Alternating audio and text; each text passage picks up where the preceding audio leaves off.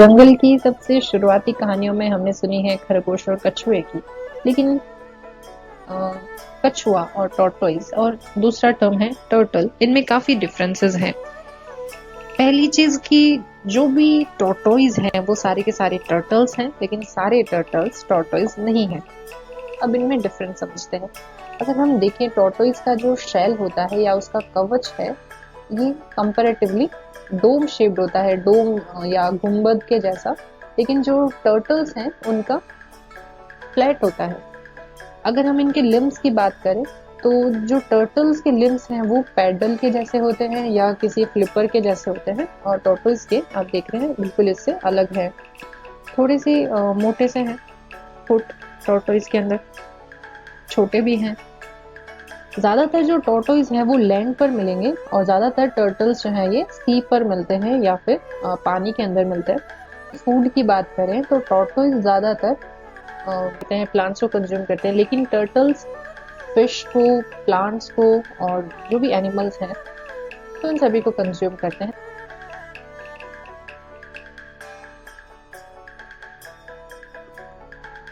अब हम बात कर लेते हैं इंडियन वाटर्स में मिलने वाली टर्टल स्पीशीज की। सबसे पहला है लेदरबैक, ये वाला, और ये जो जितने भी फोटोज हैं आपके सामने ये क्लॉकवाइज क्रम में अरेंज्ड है। तो लेदरबैक को इसीलिए इस प्रकार का नाम दिया गया है क्योंकि बाकी जो सी टर्टल की स्पीशीज हैं उनके अंदर जो कवच होता है वो काफी हार्ड होता है, जबकि इसका लेदर लाइक होता है। सेकंड है लॉगर हेड्स। लॉगर हेड्स वैसे इंग्लिश में जो शब्द है उसका मतलब होता है कि अगर कोई आपस में भिड़ा हुआ है या लड़ रहे हैं तो लॉगर हेड इसको इसलिए कहते हैं क्योंकि इसकी जो जॉ मसल्स हैं जो काफी ज्यादा पावरफुल होती है, और इसकी वजह से ये किसी हार्ड शेल वाले शिकार को भी इजीली क्रश कर पाते हैं। और यहाँ हम देखेंगे लॉगर हेड एंडेंजर्ड कैटेगरी के अंदर है। नेक्स्ट है हॉक्सबिल, जो कि क्रिटिकली एंडेंजर्ड है। हॉक वैसे बाज को कहते हैं, और ये जो हॉक्सबिल टर्टल की स्पीशीज है इसकी जो बीक होती है ये थोड़ी पॉइंटेड होती है, इस वजह से इसको इस प्रकार का नाम दिया गया है। और ये जो नैरो पॉइंटेड बीक वाले टर्टल्स हैं इनके जो शेल होते हैं वो काफी कलरफुल होते हैं, और इस वजह से ये बहुत वैल्यूएबल हैं। जो इनके मार्केट्स होते हैं एक्चुअल में जो इलीगल प्रकार के होते हैं, इनके प्रोडक्ट्स को जो जिनका जो लोग ट्रेड करते हैं। अगर हम वही लॉगर हेड की बात करें तो लॉगर हेड एज सच इसका शेल यूजफुल नहीं रहता, लेकिन ये जैसे किसी फिशिंग नेट के साथ फंस गए तो उस केस में इनको दिक्कत हो सकती है। लेकिन जो हॉक्सबिल है उनका तो एक्चुअल में उनके शेल की वजह से उनको मार्केट के अंदर वैल्यूएबल माना जाता है। नेक्स्ट है ग्रीन। ग्रीन टर्टल आते हैं एंडेंजर्ड कैटेगरी के अंदर। में शेल ग्रीन नहीं होता, इनका कार्टिलेज वाला हिस्सा, उपास्थि और जो टिश्यू है वो ग्रीन कलर के होते हैं। और नेक्स्ट है ऑलिव रिडले टर्टल। यूपीएससी के कंटेक्स्ट में ये काफी इंपॉर्टेंट है olive ridley turtle. Olive ridley turtle को पैसिफिक रिडले सी टर्टल भी कहा जाता है, और इनका जो कंजर्वेशन स्टेटस है ये वल्नरेबल है। तो हमने देखा कि अब तक की जो स्पीशीज हैं उनमें एक ही स्पीशीज थी जो क्रिटिकली एंडेंजर्ड है, ये वल्नरेबल है। और साइट्स के अंदर इसे रखा गया है अपेंडिक्स 1 में, और वाइल्ड लाइफ प्रोटेक्शन एक्ट के अंदर शेड्यूल 1 के अंदर रखा गया है।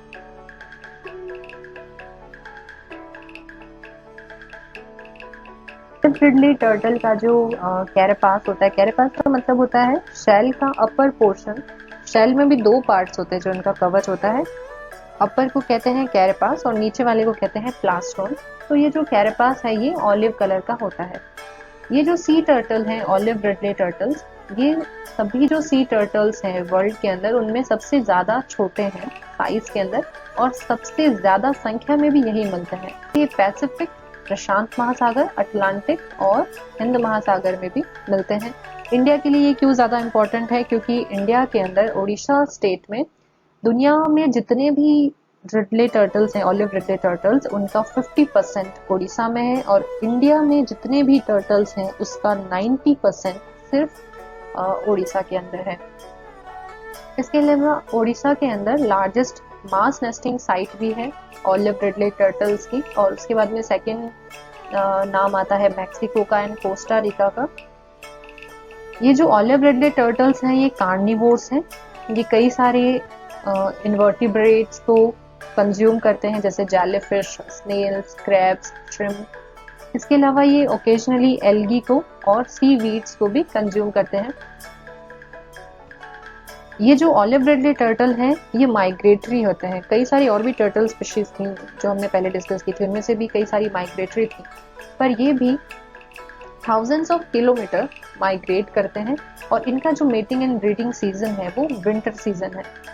अब एक टर्म आती है मास नेस्टिंग ऑलिव रिडले टर्टल्स के लिए। बहुत सारी फीमेल्स ऑलिव रिडले टर्टल्स की एक साथ बीच पर आती हैं और एक साथ अंडे देती हैं। ये बहुत क्रुशियल समय होता है, और हम न्यूज में या मीडिया में भी देखते हैं कि कई सारे वॉलंटियर ऑर्गेनाइजेशंस और एनजीओज और जो लोकल्स होते हैं वहाँ के, वो ध्यान रखते हैं कि उनका वेलकम किया जाता है रिडले टर्टल्स का, कि और ये ध्यान रखा जाता है कि उन्हें कम से कम नुकसान हो।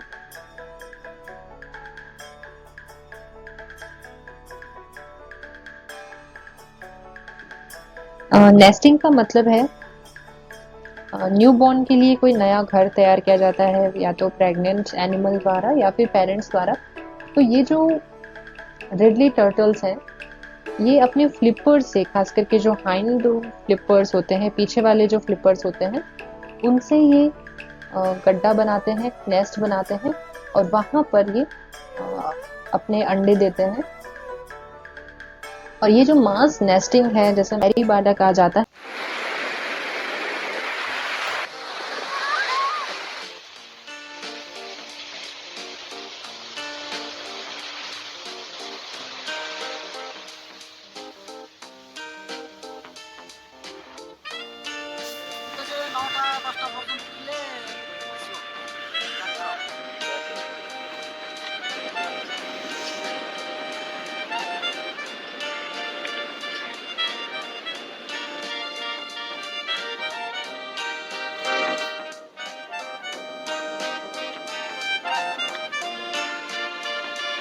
मास नेस्टिंग के बाद में पेरेंट और फीमेल टर्टल की रिटर्न जर्नी स्टार्ट हो जाती है, और थोड़े समय के बाद में जब नेस्ट में से भी हैचलिंग निकलना स्टार्ट कर देते हैं तो वो भी सी की तरफ जर्नी स्टार्ट कर देते हैं। अब इन हैचलिंग्स में से भी सभी सरवाइव नहीं करते। 1 in every 1000 हैचलिंग्स जो है वो एडल्टहुड तक सरवाइव कर पाते हैं। और चूंकि इस बार लॉकडाउन था तो मई 2020 में जब इन्होंने अपनी रिटर्न जर्नी स्टार्ट करनी थी हैचलिंग्स को, तब वहां पर लोकल जो लोग थे वो भी कम थे या टूरिस्ट कम थे, और वेस्ट भी उस बीच पर कम था। इसकी वजह से हैचलिंग्स का सी की तरफ जो मूवमेंट था वो काफी आसान हो गया। तो एक्चुअल में लॉकडाउन में जानवरों का और बर्ड्स का, इनका बड़ा फायदा हो गया, क्योंकि इंसान अंदर थे, उनको डिस्टर्ब करने के लिए नहीं थे।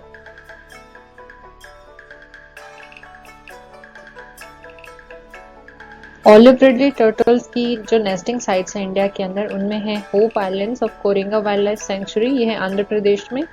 इसके अलावा गहीर माथा बीच, ये है उड़ीसा में। अस्तरंगा, ये है उड़ीसा में।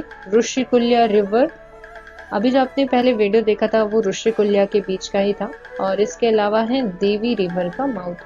तो यहाँ पर आप देखेंगे इंडिया का जो ईस्ट कोस्ट है वहां पर इन मास नेस्टिंग साइट्स को बताया गया है। जैसे ये ऋषिकुल्या रिवर है, यहाँ पर है देवी रिवर और गहीर माथा। ऋषिकुल्या रिवर उड़ीसा की काफी बड़ी रिवर है, और इसका जो कैचमेंट एरिया है ये है कंधमाल और गंजम डिस्ट्रिक्ट में। देवी रिवर महानदी की एक प्रिंसिपल ट्रिब्यूटरी है, उसकी सहायक नदी है ये, यहाँ पर महानदी एंड देवी रिवर है।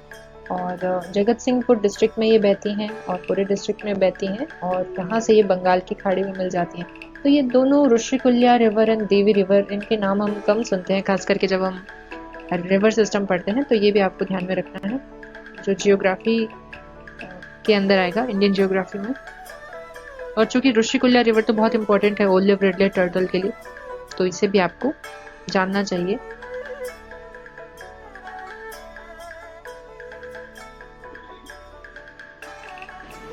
टर्टल्स को थ्रेट क्या है ये समझते हैं। अगर उनका शिकार किया जाता है उनके मीट, शेल, लेदर या फिर उनके एग्स के लिए, या फिर पेट ट्रेडिंग, मेजॉरिटी ऑफ द लोग पालतू जानवरों को खरीदते हैं और इसीलिए एक मार्केट भी है। अगर इसमें इलीगली पेट्स को लाया जाता है, सपोज कोई ऐसे पेट्स हैं, डॉग्स हैं या दूसरे एनिमल्स हैं या टर्टल्स हैं जो यहाँ नहीं होते हैं, उन्हें कहीं बाहर से लाया जाता है, अगर ये किसी प्रकार से उनको कंसील किया जाता है, छुपाया जाता है, तो उस केस में भी उनका फिजिकल एब्यूज होता है, उनकी डेथ हो जाती है। और इसके अलावा अगर हम जानवरों को एज ए कमोडिटी देखते हैं, एसेसरी के रूप में होते हैं, इस केस में अगर उन्हें कोई प्रॉब्लम हो जाती है तो इंसान उनको छोड़ देते हैं, या फिर अगर बहुत बिजी होते हैं, उसको नहीं संभाल पा रहे हैं, तो उनको छोड़ दिया जाता है। इसीलिए वर्ल्ड टर्टल डे 2020 की ये थीम भी थी इस बार कि अडॉप्ट डू नॉट शॉप। तो पेट्स अगर रखने हैं तो कोशिश ये की जानी चाहिए कि वो उन्हें अडॉप्ट किया जाए, न कि उन्हें खरीदा जाए। छोटे या बड़े जहाज जो मछलियां पकड़ने के लिए निकलते हैं, उन फिशिंग नेट्स में और या फिर उन जहाजों से डायरेक्टली जो भी टर्टल्स हैं उन्हें नुकसान हो सकता है। बीचेस जहां वो नेस्टिंग के लिए आते हैं या फिर बास्किंग, रेप्टाइल्स को थोड़ी सी गर्म टेम्परेचर चाहिए होता है, सनलाइट चाहिए होती है, उसे बास्किंग कहते हैं। तो ऐसे बीचेस पर जब बोट्स बन जाते हैं या फिर अगर टूरिस्ट बहुत ज़्यादा आते हैं, उस केस में भी उन्हें उनके एग्स को, हैचलिंग्स को बहुत प्रॉब्लम होती है। इसके अलावा जो भी उनको शिकार करने वाले एनिमल्स हैं, उनसे भी उनको खतरा हो सकता है। इसके पोल्यूशन से उनको प्रॉब्लम हो सकती है। और जो भी कचरा होता है बीचेस पर, इसलिए आप जानते हैं कई सारे एनजीओज अपने अपने लेवल पर या इंडिविजुअल्स अपने अपने लेवल पर बीचेस की सफाई करने का काम करते हैं, ताकि ये जो स्पीशीज हैं, ये जो माइग्रेटरी एनिमल्स हैं, उनको किसी प्रकार की प्रॉब्लम नहीं हो।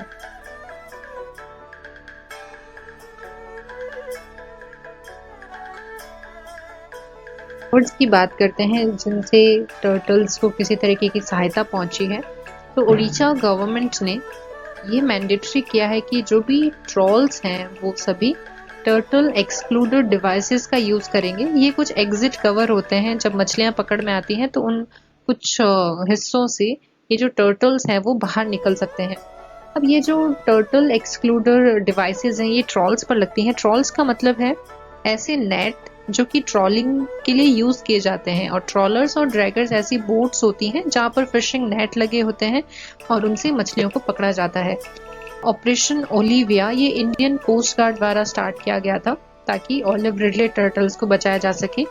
ऑपरेशन कच्छप, कच्छप टॉर्टोइस को ही कहते हैं हिंदी में। Wild life protection society of India, इन्होंने Odisha state forest department and wild life society of Odisha और बाकी कुछ लोकल एनजीओज की मदद से इस ऑपरेशन को चलाया। फर्स्ट ओडिशा टर्टल फेस्टिवल ये पुरी के अंदर सेलिब्रेट किया गया ताकि लोगों में इसके संदर्भ में अवेयरनेस लाई जा सके। ये कॉक्स एंड किंग्स फाउंडेशन और इसके साथ में ह्यूमैन सोसाइटी इंटरनेशनल एंड एपोवा, that is action for protection of wild animals, इनकी मदद से ये जो फेस्टिवल है ये ऑर्गेनाइज किया गया।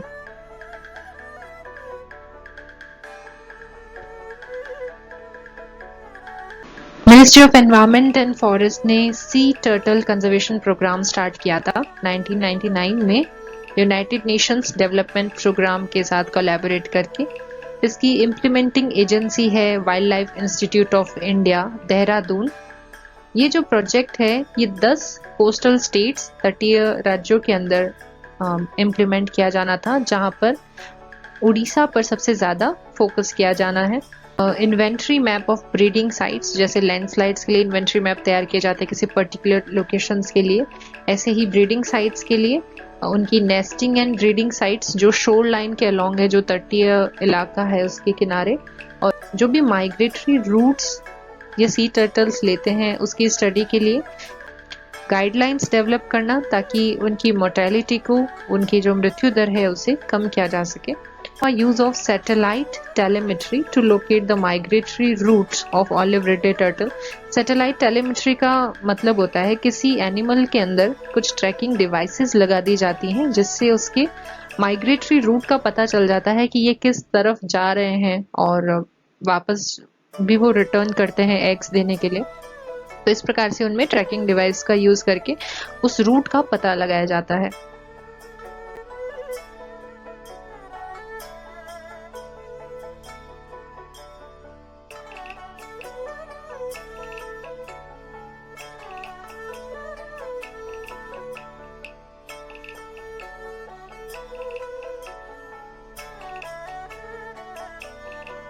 स्टेट गवर्नमेंट्स भी अपने अपने लेवल पर प्रयास करती रहती हैं। जैसे अभी अक्टूबर 2020 में महाराष्ट्र गवर्नमेंट ने एक प्रोजेक्ट के लिए करीब 9 लाख रुपए दिए, जिसमें वो यही चीज करने वाले थे कि कैसे ऑलिव रिडले टर्टल्स के माइग्रेटरी रूट्स को ट्रैक किया जा सके सैटेलाइट टेलीमेट्री की मदद से।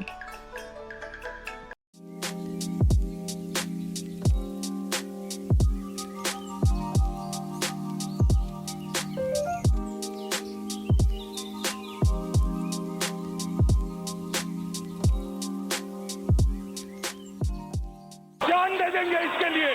क्या बात कर रहे हो